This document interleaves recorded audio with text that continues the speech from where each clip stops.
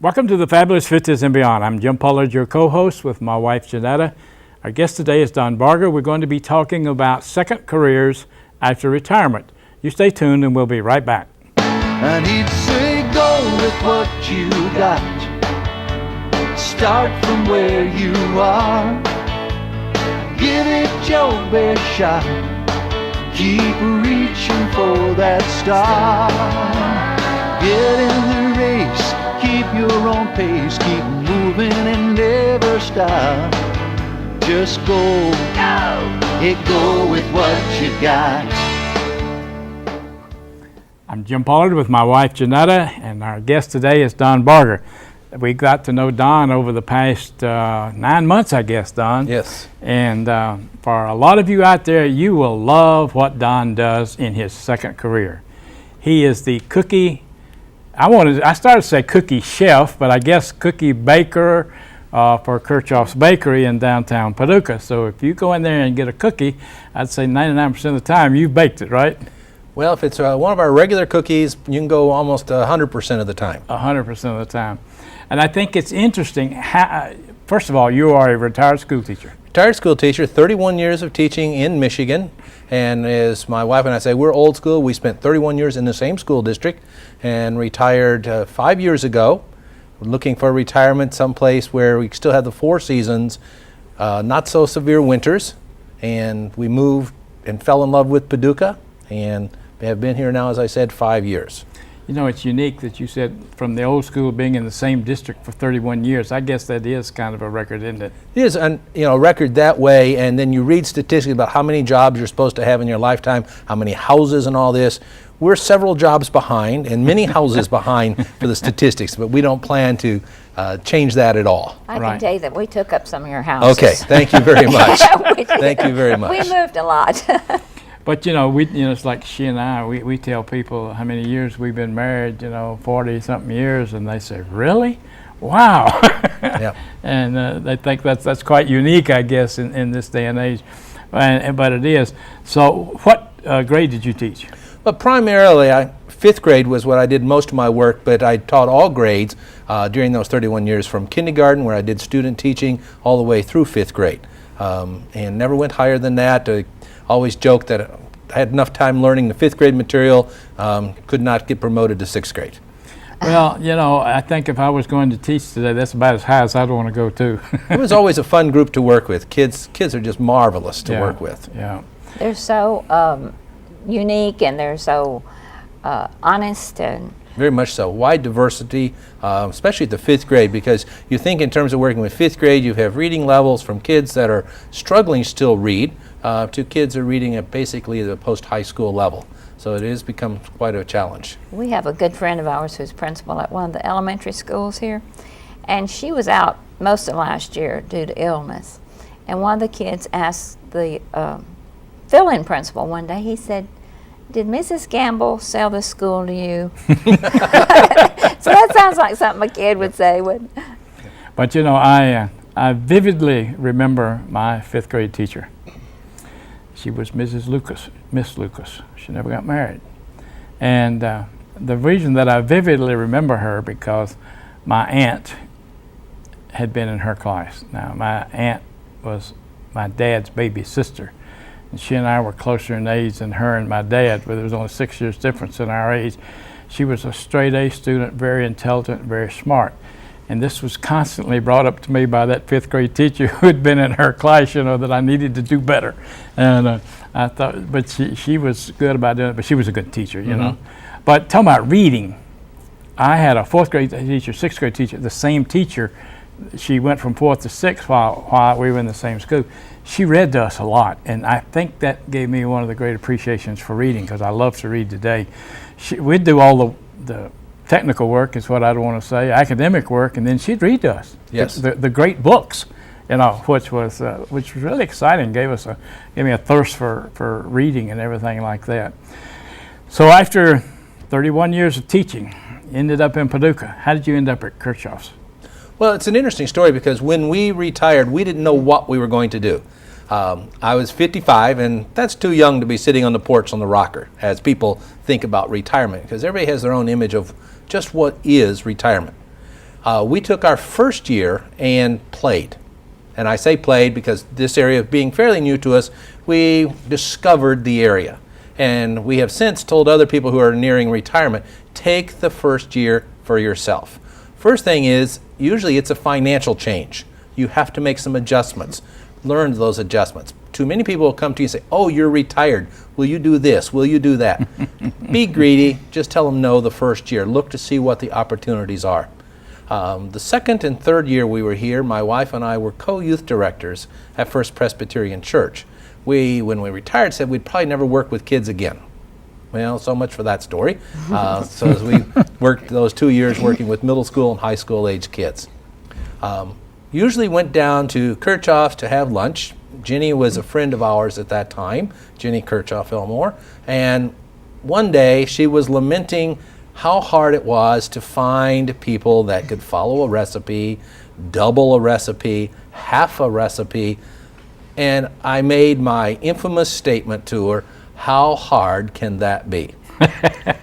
And those are famous words that I guess I can say I've learned to eat because she offered me at that point a part-time job making cookies for them. And I'd made cookies my whole life at home, small batches and all of that, and then started part-time working mornings, Tuesday, Wednesday, Thursday, making cookies.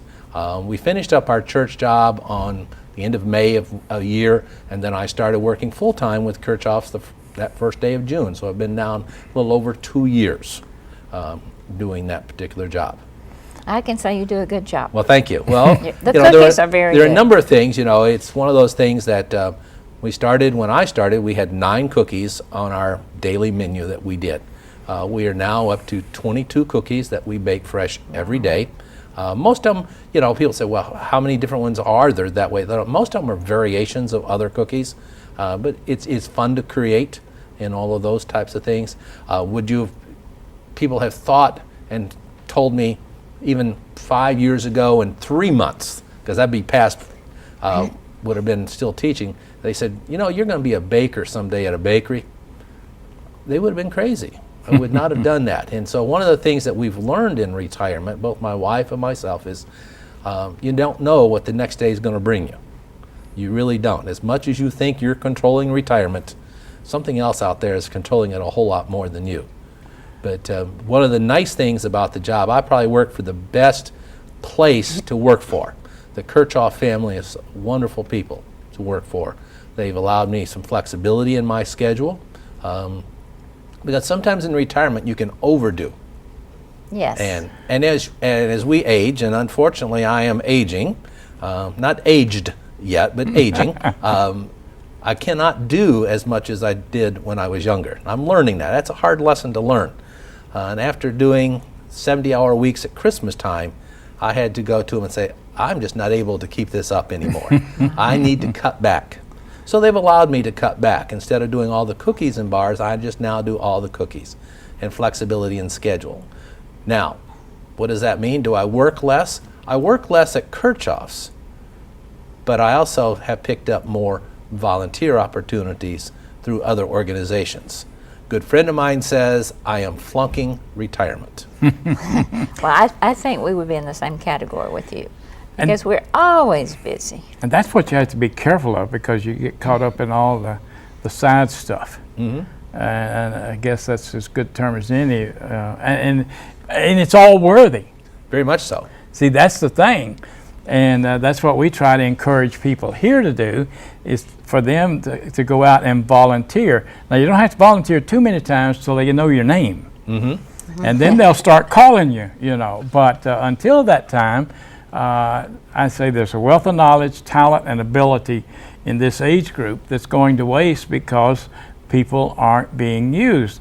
And in most cases, they aren't being used because they've retired, they've pulled back, and they've kind of hidden instead of making themselves available for the work to do. Well, when we first moved here, the interesting thing is we had made some connections. We spent about 2 years, even before we actually moved, looking in the area, neighborhoods and all that, and met people at First Presbyterian Church, and the word there was, if you want to know what's happening in Paducah, ask the Bargers. They'll know.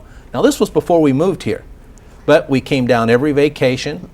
We participated through, the summer festival, and we're here for that. Took the online edition of the local paper just to get a feel for the community. But when we got here, we didn't hide. We became active in the community. And so people knew us. We knew people. And that was important to us, to be able to do that. My mom made the mistake of moving back to her native community after she retired in Michigan, thinking it would be the same. It was not the same. She could have made a difference and go out and meet people and greet people again, but she did not. So we were determined to do that. And it's made a difference in our lives and the people that we impact on a daily basis. We're able to do things. I've been fortunate enough to be a part of some other groups as well. Paducah Cooperative Ministry. I am vice chair there, the first lay person that will take over as chair of that particular group. Vice chair of the campus ministry board, the Presbyterian Church in Murray at Murray State University. So there's those opportunities. And then, as we were talking off camera earlier, having gone through the Louisville Presbyterian Theological Seminary and gotten my diploma in pastoral studies, a lay minister in the Presbyterian Church. So you stay busy. You don't want to even see the calendar. I know. I was going to say that we came back to my home. This was my home, and I'd lived away from here from what, at least 30 probably years. 36 years. Yeah. But yeah, it is different. But you can still. But it's almost like coming to a new town, because so many of the people that you know, they're not here, or you've forgotten them. If you're not here around for 30-something years, they forget you. But we've managed to fit in too. Well, we had been here enough times and all that when we actually moved in, and we finished teaching on a Wednesday of one week, and that same week we were here on the Saturday. Wow. Furniture wasn't here, but we were here. Wow. And when we moved into our house, even though there was no furniture there, it felt like home. And the community has made us feel right at home. And one of the things we always ask each other, if something happens to either one of us, would the other go back to Michigan, where we'd spent most of our lives? And the answer is no. Paducah and its surrounding area is home to us. That's a very good And that's thing. after only 5 years. And I think that really says something for the people of this area. Yes, it does. Well, we tried to make where we were home, because we moved a few times. We moved a lot of times within the same area, but we moved a few times changing areas, big areas, right. and things like that. So if you don't assume that attitude of where you are as home, you're going to be miserable.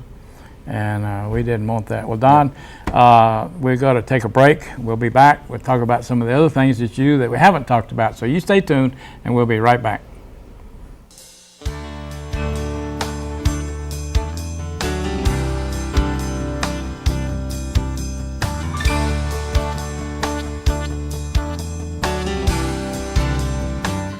America's veterans have come from all walks of life and every corner of the nation to bravely serve in protecting our way of life.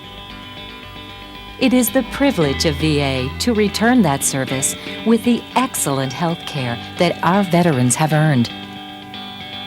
And it is the nurses of VA, men and women of all backgrounds, who help to make that quality health care possible by providing a vital service to the community, by sharing ideas in a supportive, professional environment, by giving the best of themselves every day, and by advancing to the top of their field. But most of all, by providing excellent and direct care to every one of their patients. We are the nurses of VA. VA Nursing, a career in caring. For more information, contact vacareers.com. Higher education begins here. At West Kentucky Community and Technical College, there are lots of reasons education begins here. Reason number 8, healthcare programs. Careers include sonography, respiratory care, medical assisting, surgical technology, and radiography. In as little as 2 years, you can be well on your way to a career in the healthcare field. Need more reasons to begin here? Call 534-3264. And he'd say, go with what you got. Start from where you are.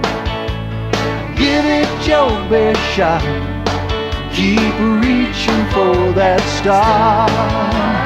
Get in the race, keep your own pace, keep moving and never stop. Just go, go with what you got. I'm Jim Pollard, your co-host with my wife Jeanetta, and our guest today is Don Barger. We're talking about second careers after retirement and a lot of other things, and not only second careers, but Don has more than one career, and that's when you see the books stacked on the table here now. One thing that Don does, he does story time once a month now. You're doing it, right? Which Saturday is it? It's the last Saturday of the month, but we took a break during the summer vacation. This is down at Market Square Coffee in Paducah, and last Saturday of the month. We've changed times, try to find the right ideal time for kids to come down, 9:30.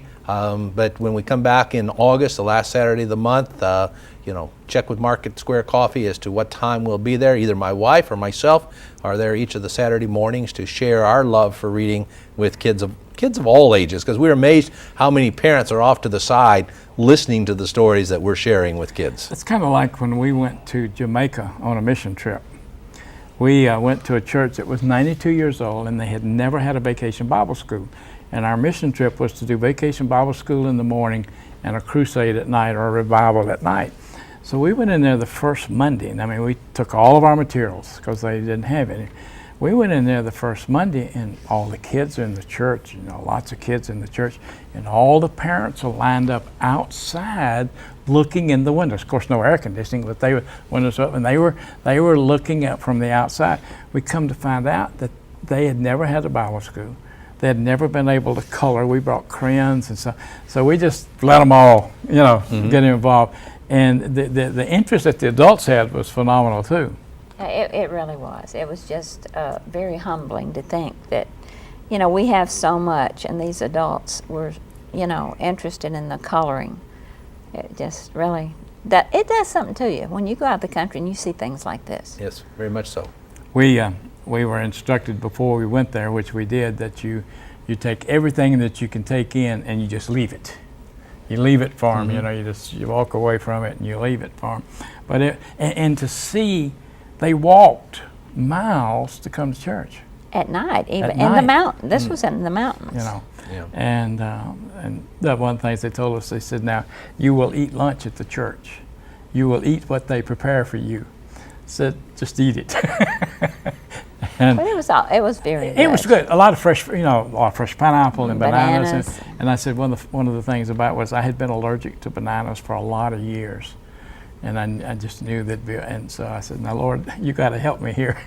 And I lost my allergy to bananas on that trip. I did, good. And so I can eat them now. But it was quite interesting. But like you say, the story time is probably pretty unique down there, isn't it?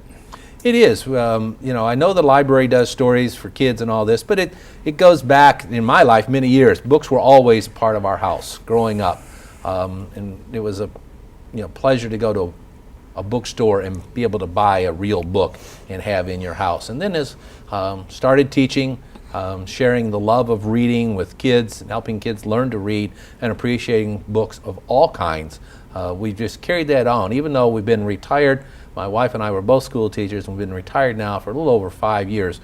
We still go to bookstores. We still buy kids' books and add to our library. I have a daughter who is an elementary school teacher, so someday our books will become her books.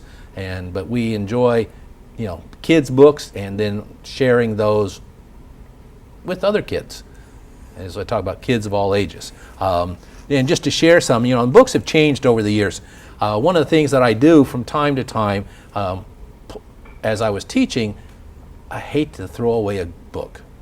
And so as book series changed and all this, they would put the old books in, these are the ones that you start looking for all the colorful illustrations, and that's as colorful as it gets, all black and white, and all this. But some great stories in here. And in fact, one story that I fell in love with so much that I had a teacher's aide who went online and actually found a used copy of the book itself that is in this book. That one. And the interesting part, and as I was looking at it today to see, this was a part, and the stamp inside says Notre Dame College Library and St. Louis 25, Missouri. So if you think back to when big towns had that number in the middle of their address. It goes way back. But that was a gift to her, to me. One of my favorite all-time books that I've shared with kids is Lynn Ward's The Biggest Bear. Again, you look at the illustrations. You know, kids are so used to those beautiful color illustrations. But again, there's no color, but yet the shading in the story is very unique. As a boy befriends a cub and then tries to figure out how to take him and get him back into the woods, and what happens. And as you can see from the illustration, the size of the bear it became. But as we've increased our others, some of our favorites are what happens when you take an old story, Goldilocks and the Three Bears, and put a new twist on it. And it's always fun. Somebody and the Three Blairs. And you start reading these and seeing, oh, you can just take that common thread, twist it a little, because kids know the normal Goldilocks and the Three Bears. And so they love what else you can do with it. Three Billy Goats Gruff, in this case, the Three Silly Billies, and these types of things. Now, these types of books, you know, open them up, and again, you know, wonderful illustrations to keep the kids' attention. Because most of the kids that we're talking and reading to, the words, they're not able to read yet. But the illustrations are great. And as a teacher, one of the things you learn to do is read sideways. Yeah. You know, because you're Or upside reading down. this, or upside down, to be able to do that, and to be able to share stories such as that. We collect at our house stuffed animals. We have room after room of bears and others, and they all have names. Some of them even have birth certificates. So books about stuffed bears, you know, touch our heart, because there's special messages in stuffed animals, because almost everybody at one time or another has had a very special one. In fact, our most special stuffed animal is called Old Bob. Now, Old Bob is a bunny rabbit. We don't know how old Bob is, but as far as I know, my brothers and I used him and had him when we were babies. And so it's passed down. And so we have fun. My wife and I are probably certifiably crazy, because we make up stories about our animals. And Old Bob is a mischief maker. And Old Bob is in the process of changing his name legally. Because all those fake credit cards we get says your name here, he's changing his name to your name here, so he can use all those cards. He has a little bitty wallet that he puts all those cards in, and we say he takes every one of them right up to the max of the limit to be able to do that. And we just kid each other about what Old Bob is doing and all of this. So we have fun, you know, in retirement. It's amazing what reading will do. My wife is more of a book reader, serious book reader. I am a newspaper reader. You know, Paducah Sun, USA Today, St. Louis, Post-Dispatch, Wall Street Journal. That's my normal daily routine. A day without newspapers, I'm lost. And to be able to do that and keep up to date. Now, the only problem when you read that much is you'll say, I read somewhere. I know. Right. And you don't remember where. I know. And if you have to go back, and then of course, I keep track of a lot of things via the internet and read a news story, and my wife, where did you read about that? Where did you hear that? Oh, I read it on the internet. And of course, you got to make sure it's somewhat a reliable source, and to be able to do that. But it's amazing the information that you can pick up and share with other people. But it all goes back to that one very basic fact, and it's called reading. And as we worked with kids, that we said reading, it doesn't matter, math, science, social studies, reading. You know, as you dealt with kids who were struggling with, for instance, social studies. It wasn't the idea they couldn't remember dates and some of the other things in social studies. They just could not read the material. No, I've said for years, Don, that if a person can read and comprehend, they can do anything, because the knowledge is written in a book or now on the internet somewhere. So if they can read and they can comprehend, they can learn to do anything. That is right. And even, you know, in my career now as a baker for Kirchhoff's, you know, reading recipes and being able to do that, to go out to find new recipes, to try new things, and keep up to date on what current practices are, and to be able to do that. And reading is so important. And that I think as we share our love for reading with these, and I encourage, you know, adults to bring, you know, not only their own children down. It's a great place. Come down. We'll take care of your kids during story time. Sit back, have a cup of coffee or tea at Market Square Coffee, share a pastry from Kirchhoff if you wish.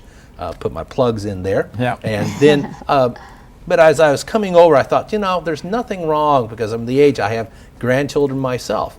I wish they lived closer because I would pick them up on those Saturdays and bring them down. Maybe give the parents, a break in the Saturday morning and just bring them down, have fun, share, that bonding that's so important at those young ages to be able to do that. Because it's amazing what kids will share with you, what they pick up from these books, and go back so excited and talking to their parents about what they heard and their interpretation of what they saw.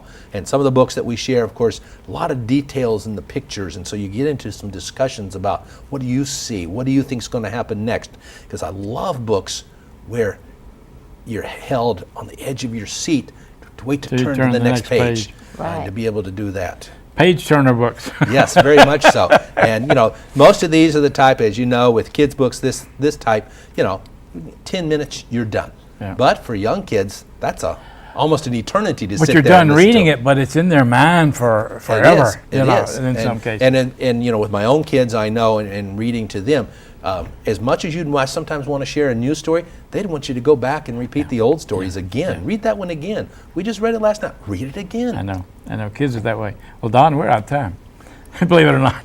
And we're so glad that you're here. We'll do this again sometime, talk about some of the other things. So it's been very interesting.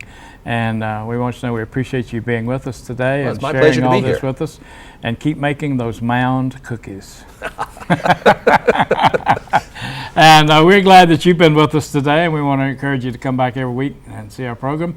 And remember that you can reach us through Paducah2.org, see our shows there streaming on the internet, or go to our website, www.thefabulousfifties.net. Give them our address, Jeanetta, please. P.O. Box 7, Bose, Kentucky, 42027. Remember now, use it or lose it.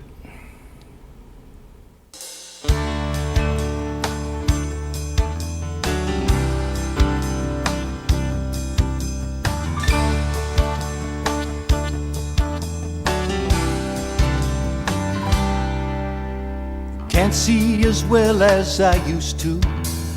Can't run as far or as fast. Sometimes I think that the old me is becoming exactly that. But when I start thinking of all I don't have, that's when I tell poor me Beethoven was 50 and deaf as a post when he wrote his Ninth Symphony.